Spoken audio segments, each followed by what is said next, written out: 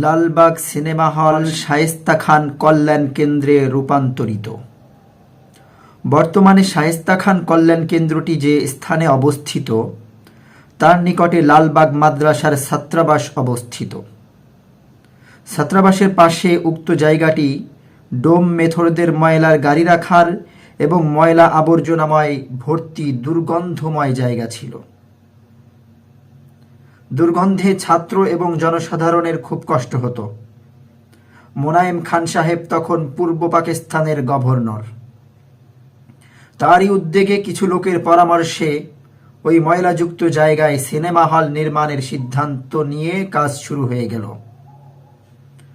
মহল্লার মধ্যে cinema hall নির্মাণ হলে ছেলেমেয়েরা খারাপ হয়ে যাবে, এই ভয়ে মহল্লার গণ্যমান্য মুরব্বীগণ নির্মাণ কাজ বন্ধের জন্য মুজাহিদে আজম আল্লামা শামসুল হক ফরিদপুরি রহমাতুল্লাহ আলাইহিকে অনুরোধ করলেন। হুজুর তাদের সমস্ত কথা শুনলেন, কিন্তু কিছুই বললেন না। এরপর হলের নির্মাণ কাজ অর্ধেক হওয়ার পরও মহল্লার মুরব্বীগণ হুজুরের কাছে এসে বললেন, হুজুর কিছুই তো বললেন না।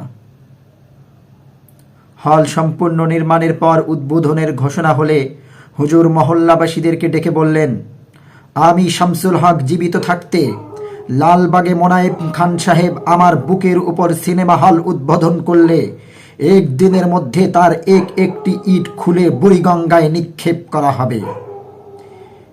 এই খবর গভর্নর মোনায়েম খান সাহেবের কাছে গেলে বুদ্ধিমান খান সাহেব ঠিক ওই তারিখে লালবাগ এসে সিনেমা হলকে শায়েস্তা খান কল্যাণ কেন্দ্র নাম দিয়ে জনগণের ব্যবহারের জন্য উদ্বোধন করে হুজুরের সাথে সাক্ষাৎ করে ক্ষমা চেয়ে চলে গেলেন। মুরব্বীগণ খুশি হয়ে হুজুরকে জিজ্ঞাসা করলেন, হুজুর আগে কেন কোনো কথা বলেননি?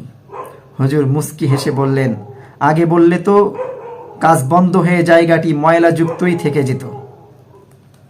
আল্লাহু আকবার।